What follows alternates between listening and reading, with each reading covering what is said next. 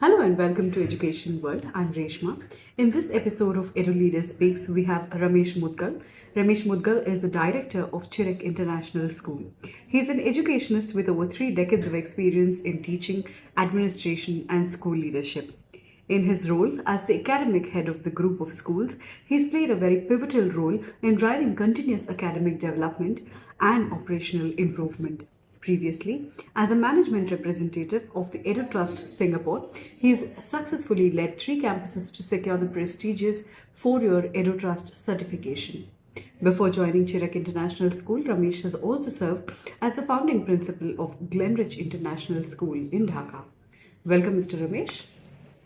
So let's start off by asking you, how do you view the implementation of the National Education Policy 2020 so far?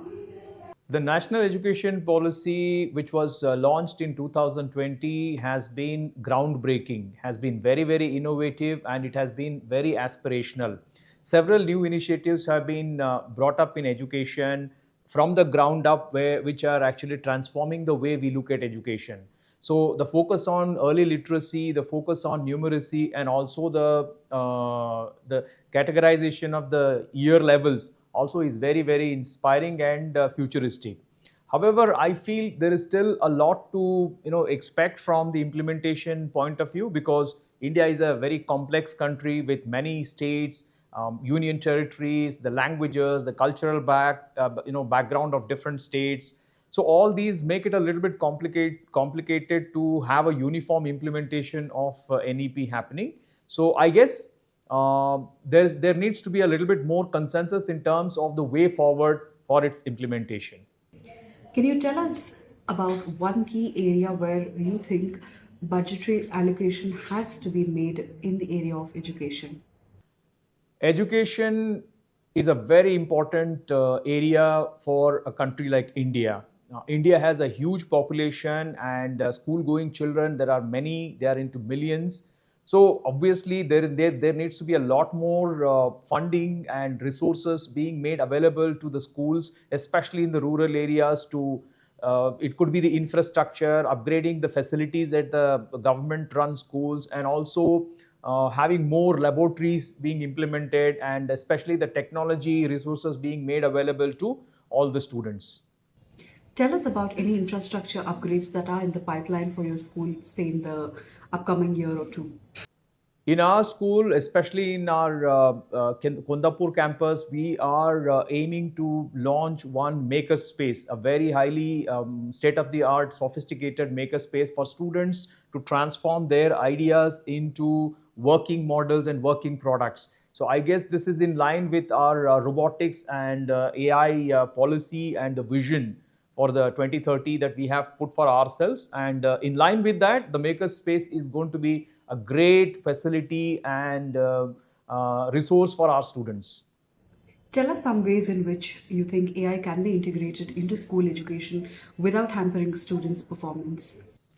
Artificial intelligence is a new thing, but it's become phenomenal in the sense that the growth and the exponential growth that we have seen in AI in the last few couple of years has been actually mind blowing. However, we are working very cautiously in this area because we need to maintain a fine balance of the cognitive abilities of the students. One of the main purposes of education is that we should make students think for themselves, the metacognition aspect that needs to be focused. So we are working very cautiously. The main factor or the main area where we are using AI currently is to try and personalize the learning pathways for our students. I think that is one very strong area we are working on currently. Pilot studies are being conducted in both the campuses with different sets of teachers and students to see how we can personalize education so that AI becomes an assistant or a tutor for a student to help him or her learn better. We're seeing a lot of AI related advancements and technological advancements in general in the field of education. This being the situation, how do you think we can help teachers upskill fast? We are currently working on a product which, our Cognita, we are part of a Cognita group of schools. And then as a group, we are working on a product that is going to act as a teaching assistant for teachers. It is going to help the teachers automate many of the things that would take away many hours of their work. So in this way, the teachers are going to be significantly benefited by an AI assistant who does most of their tasks, and the teachers are able to focus more on the teaching and learning, the assessment and the feedback to the students. Things like data analytics, that is going to be taken care of by AI. Things like personalizing the learning pathways for the students, which is usually difficult for a teacher in a single classroom setup. These are some of the areas which are going to significantly help the teachers to focus more on what matters most, teaching and learning. What is that one book on education that you recommend someone reads? I recommend a book by Ken Robinson, Creative Schools Revolutionizing the Education from the Ground Up. It's a phenomenal book on education.